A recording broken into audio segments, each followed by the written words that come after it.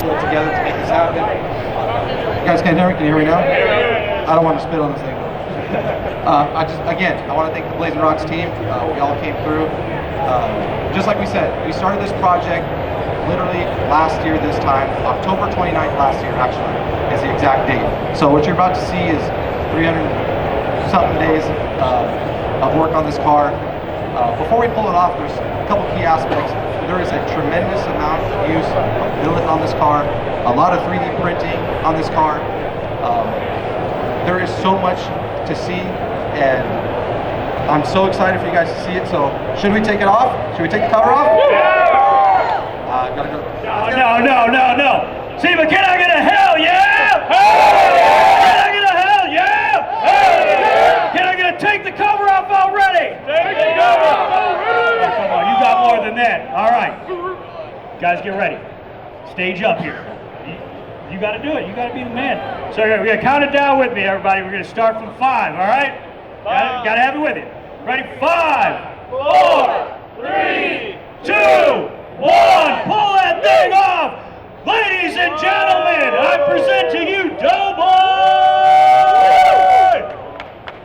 No. We need more than that. Let's go. Oh, this thing is absurd.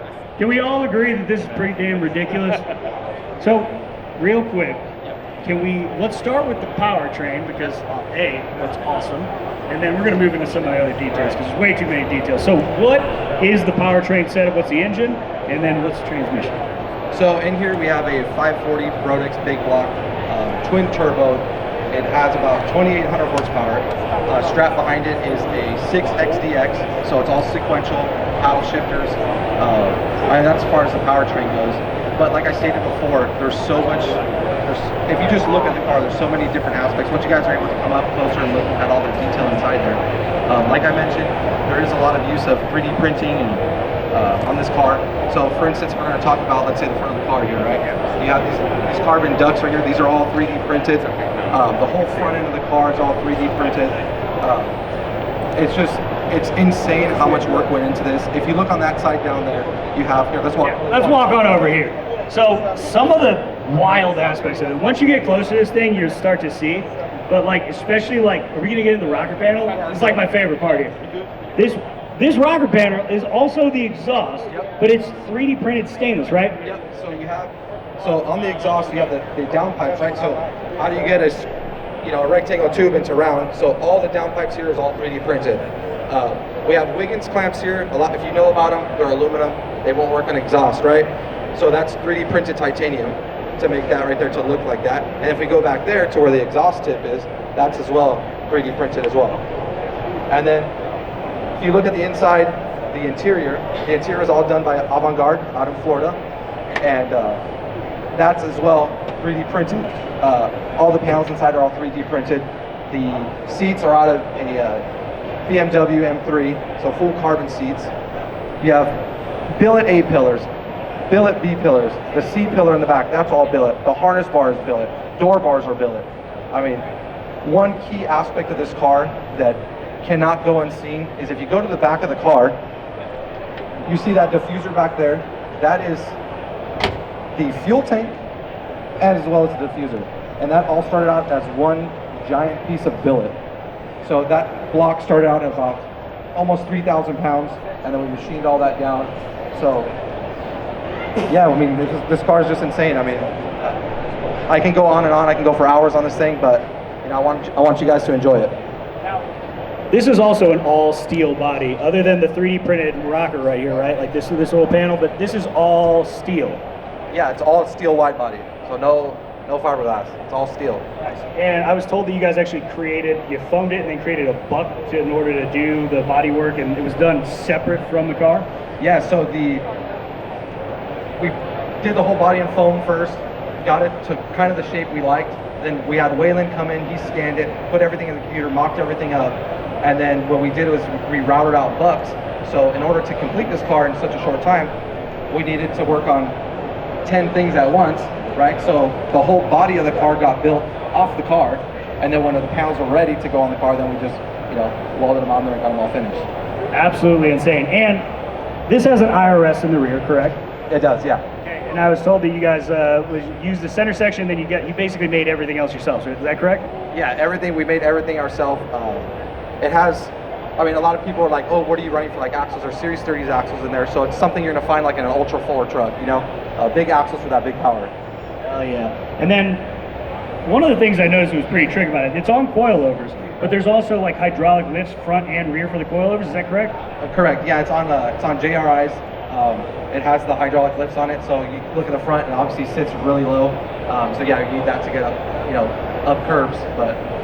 So when you're street daily driving this absolute masterpiece, you can actually go over speed bumps. You can go over speed bumps and get into a parking lot. That's right. If you're ballsy enough and you got the checkbook, you too can daily drive this thing. Exactly. Should we let the people get a little closer of it and see some of the details that goes in this? You guys, you have to look at everything that went into this. I mean, they're all hard lines, most of which are billet, right?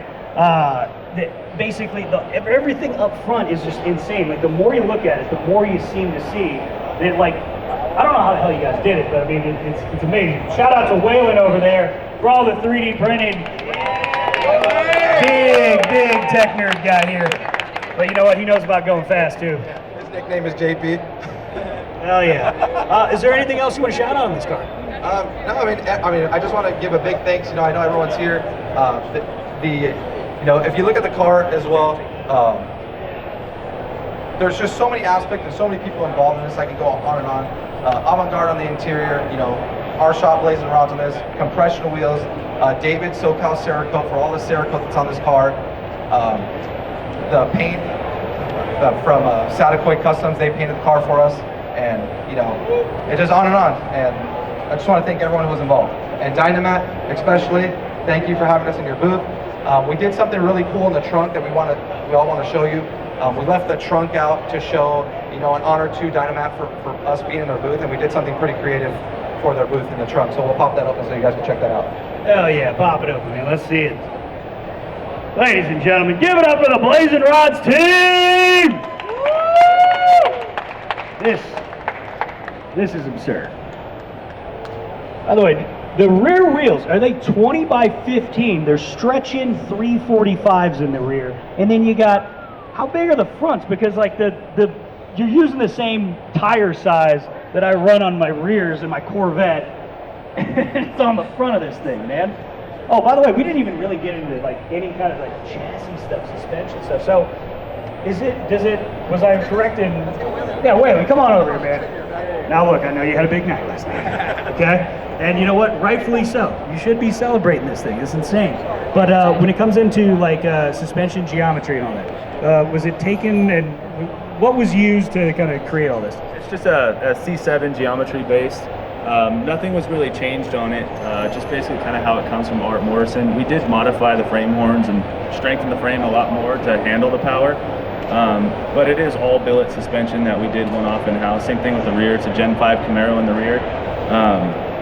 All that is a one-piece billet. If you get down on the car, you'll see it. It's a trip. I'm kind of sad that it's hidden right now. I wish we could have it up on a lift so everyone could see the chassis underneath this thing, because I don't know, the chassis is kind of one of my favorite parts on this car for sure. There's just a lot of detail underneath the car. I wish we had like photos or something that people could see, because it's a beast. It's a real beast. You need to have the old guy at the car show build book so everybody can flip through it, man. Because I got to see some of the body off shots of this thing. And again, it's absurd, especially all up here. Can you talk a little bit about like the whole front array and how it all works? Because there's no core support there, right? Yeah, so there's no core support in the car. We have a big break in the manifold itself, but we kind of integrated the air-to-water intercooler as the front core support. In hindsight, it probably could have been a little better designed, but it came out really sick. It's a nightmare to adjust, but I think we kind of got it as best as we could. It looks really cool, I should say, but you know, maybe in the future we'll do an actual core support. We try to make everything on this car have a dual purpose, so if one thing could do something, we're trying to blend 4 other things into that thing, you know? Yeah, I don't know. It's fun, it's cool. Oh yeah, so the expansion tank on this car, back to the whole dual purpose thing. We reverse flowed the heads, so we're cooling the heads first. But the expansion tank also has the fuel return pass through, so there's a 14-inch long bore out right there in the twin weld-on fuel regulators run through. So if you really check it out, it gets pretty interesting. The fuel rails on this car are integrated as well with the intercooler water lines. There's just a lot of one-piece billet stuff on this car that you could just keep staring and staring. You might have to come back and look at it, but it's pretty amazing. Everything is just, I don't know, it's designed in the computer, so you get to get away with a lot of things because you get to think of all these things in your head at once and just make it come true, which is really nice. By the way, I was looking at, I took some video of this last night and I was just going through all of it and I was like, what the hell? David, so you Cerakoted all this stuff. Did they send you like 6,000 pieces to Cerakote? Because it's like every single billet piece or everything that is like aluminum or anything seems to be Cerakoted. Do you know how many pieces were actually sent to you? 6,000 at a time, maybe. Jeez! It was fun. It kept me on my toes because I got a lot of parts all at once, but I never had anything in my possession for very long, and that made it exciting. But I got a fair notice that's how it was going to be because the car, everything's integrated, everything is dual purpose. The fuel tank, I was thinking about that for a long time, but I couldn't get my hands on it until the very end because it had to be body worked into the lines or the paint. So you see it like in the back, it does wrap around the body. So yeah, basically a lot of things came, but nothing stayed long and nothing. So one and done, out the shop, new batch, repeat. Nice. Well, you guys did a killer job on this. There has to be about $300,000 worth of Wiggins clamps on it. Turbos. What is the sizing on these precision turbos that are hanging off the side of this thing? So they're 83, 85 precision turbo injections. So it'll light off. Yeah. Okay. And what's the compression on the motor bike? Did you run it with those? 12 to 1? 12 to 1. Two big old turbos on a 540 built by Ace Racing engines. Correct. Okay. So I bet it lights off real quick. Oh yeah. This thing will definitely slam in your seat. With thinking no boost, this thing will probably 1100 boost on that boost. Okay, cool. Like for casual street driving, right? Yeah, when you gotta go to the grocery store. Absolutely. Well, ladies and gentlemen, we appreciate all of you guys coming out. Get closer, check this thing out. There is so much detail to go into on it. You'll probably need to spend about, 6 weeks going through all of it, but damn, it is amazing.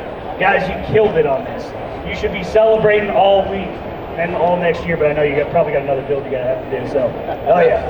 Guys, thank you all for coming out. Give a big hand for the BLAZIN. Oh yeah.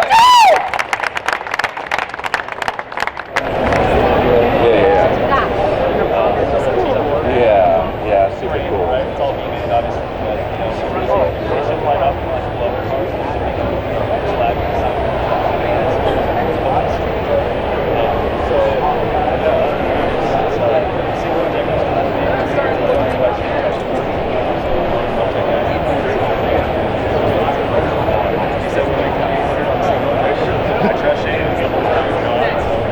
You good? You know it's I don't know if else back in those days, they always like you could make power like that.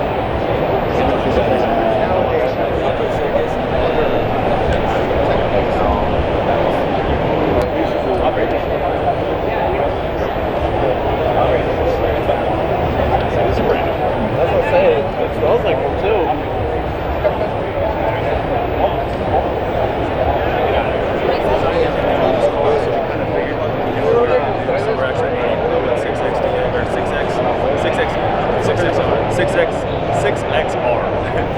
Calipers on it, so it's 6 piston front and rear. Massive brake pedal on it. It's a 10-to-1 ratio brake pedal, so it helps on stopping cars. But yeah, we got 15-inch rotors front and rear as well, so we're not really worried about stopping the car. Hold on to that stopping car as well. But we got a full traction control setup on the car too, so it's a very safe.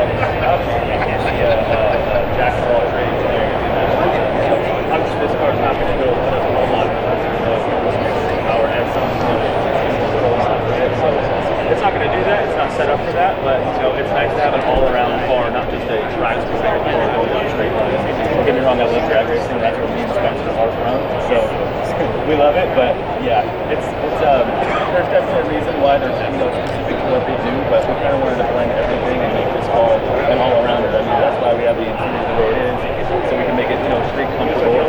Whether it's going to be street comfortable, like you say, I know, but the whole car's on the balls.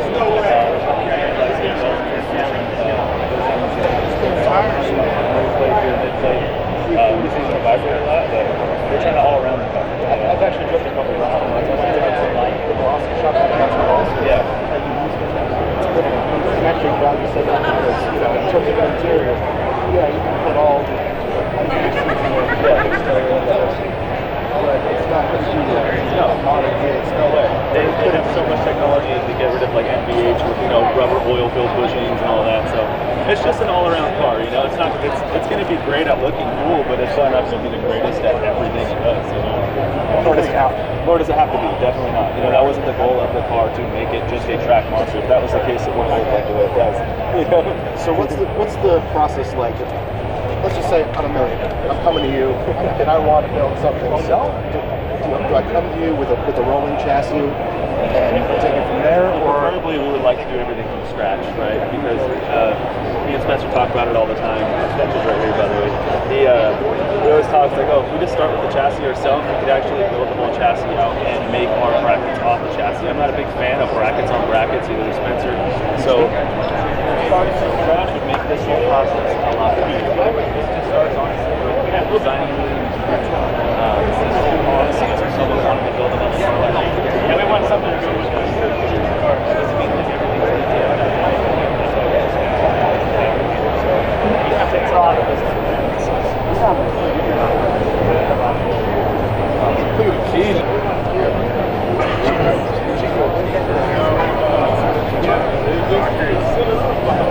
so that ties in right across here somehow?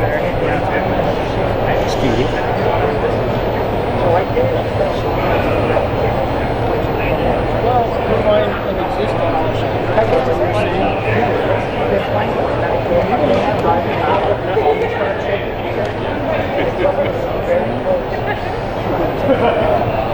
they cut it. Makes it